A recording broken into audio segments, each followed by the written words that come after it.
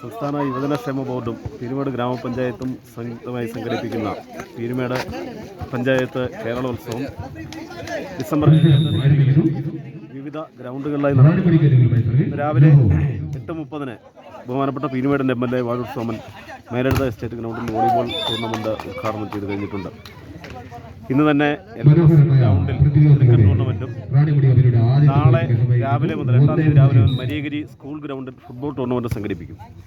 ഇന്നും നാളെയും ആയി നടക്കുന്ന കായിക മത്സരങ്ങൾക്ക് സമാപനം കുറിച്ചുകൊണ്ട് രാവിലെ പാമ്പനാർ കല്യാണ മണ്ഡപത്തിൽ നടക്കുന്ന കലാമത്സരങ്ങളും കൂടി ചേർത്തുകൊണ്ട് സമാപനമായി വൈകുന്നേരം 3 മണിക്ക് നാളെ വൈകുന്നേരം 3 മണിക്ക് പാമ്പനാർ മാർക്കറ്റിൽ വടംവലി മത്സരവും സമാപന സമ്മേളനവും നടക്കും.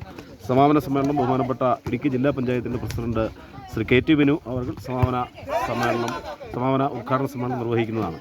യുവജനങ്ങളുടെ കായികവും കലാപരവുമായിട്ടുള്ള കഴിവുകൾ വികസിപ്പിക്കുന്നതിന് വേണ്ടിയിട്ടുള്ള പ്രവർത്തനങ്ങൾ പീരുമേട് പഞ്ചായത്ത് നിരവധിയായിട്ടുള്ള പദ്ധതികളിലൂടെ ആ പ്രവർത്തനം സംഘടിപ്പിച്ചുകൊണ്ടിരിക്കുകയാണ്.